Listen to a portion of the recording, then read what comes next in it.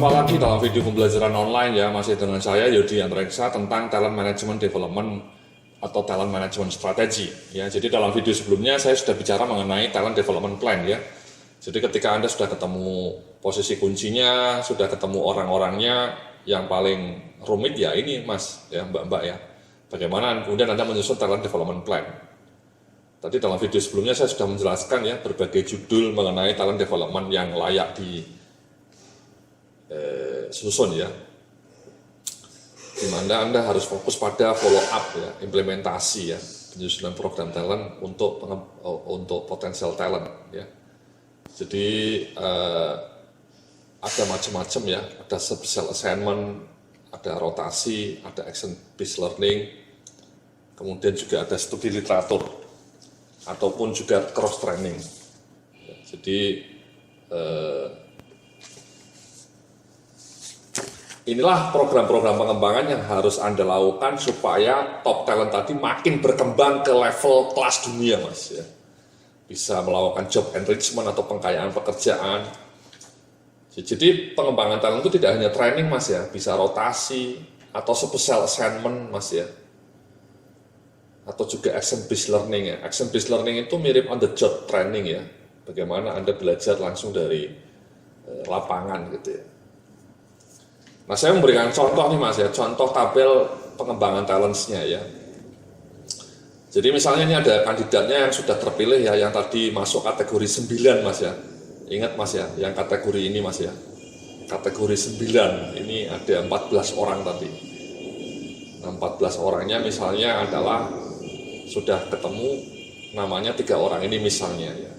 Posisi sekarangnya sales manager ya, Marina Natasha ini. Jenis program pengembangannya yang disusun sebaiknya apa? Ya ini 3 misalnya.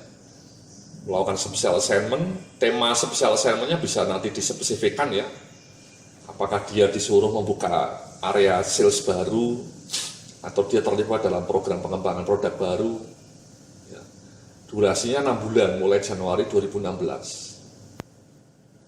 Kemudian program pengembangan keduanya coaching secara reguler oleh direktur sales ya, direktur sales misalnya. Jadi selama 12 bulan ya, tiap bulan direktur sama Marisa Natasha ini harus melakukan pertemuan one on one mulai Februari ya. Jadi sampai Februari tahun 2017. Panduan coachingnya nanti saya berikan Mas ya, sama panduan special assignment ini nanti saya berikan contohnya juga. Kemudian cross training ya, di bulan Maret nanti Marina dikirim training mengenai finance for non-finance manager supaya dia terpaham mengenai dunia finance. Karena sales ini juga berkaitan dengan financial. Kemudian kandidat kedua namanya John Pambudi ya, posisi sekarangnya production assistant manager, ini kategori 9 juga. Dikasih special assignment mulainya Maret 9 bulan, public training ya, dia dikirim training 2 kali di bulan Maret dan Agustus. Temanya nanti disepakati bersama ya, atau mengacu ke training plan yang sudah ada. Kemudian coaching oleh GM Factory ya, General Manager Factory-nya memberikan coaching juga, 12 bulan juga.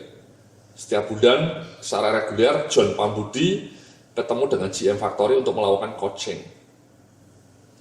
Kemudian Margono, PPIC Supervisor, pengembangannya rotasi ke bagian lain, 6 bulan mulai April nanti dirotasi ke bagian lain di bidang produksi.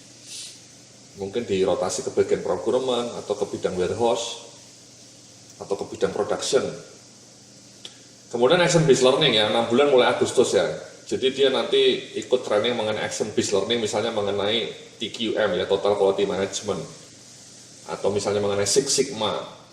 Tapi bentuknya tidak di kelas trainingnya, tapi action based.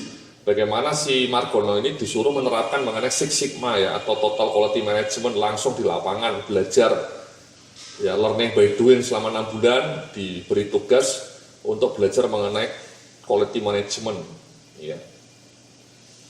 Nah ini Anda susun seperti ini Mas ya, untuk 14 kandidatnya ya, dan judul-judul ini sebaiknya tidak muncul dari langit ya. Judul-judul ini sebaiknya juga didiskusikan dengan orangnya, didiskusikan dengan atasannya, dan juga melacak hasil assessment center yang sudah dilakukan tadi ya. Nah kemudian Anda pantau ini. Ya ini yang melelahkan ini, orang SDM kadang-kadang tidak punya energi. Menyusun ini saja mungkin tidak sanggup ya, tidak sempat ya, karena waktu Anda sudah terbuang untuk ngurusin hal-hal yang rutinitas itu. Setelah Anda menyusun ini, diimplementasikan Mas, di follow up ini Mas ya. Karena nanti setiap jenis program ini juga sebenarnya ada ekspektasinya Mas. Nanti saya kasih contohnya ya. Apa ekspektasi dari special assignment Marina ini? Misalnya dia dikirim tadi training special assignment untuk penugasan membuka cabang penjualan baru di luar Jawa misalnya. Apa ekspektasinya? Misalnya penjualannya dalam 6 bulan sudah tumbuh sampai 200% misalnya. Ya. Kemudian cross training itu apa hasilnya yang diharapkan?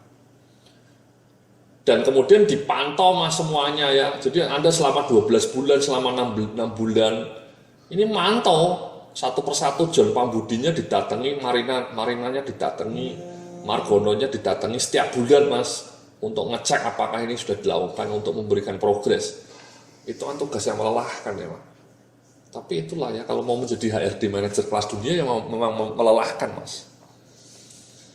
Ya, supaya perusahaan Anda menjadi kelas dunia.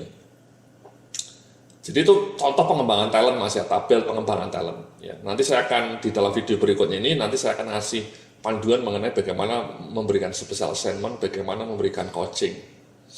Contohnya saja ya, dan bagaimana melakukan monitoring training. Karena itu kunci. So itulah ya prosesnya ya. Jadi setelah ketemu orangnya, kemudian Anda kembangkan ya. Nanti setelah itu dibikin kebijakannya. Terima kasih, kita jumpa lagi dalam video berikut ini nanti ya, bagaimana melakukan special assignment dan bagaimana melakukan coaching. Sampai jumpa dalam video online berikutnya.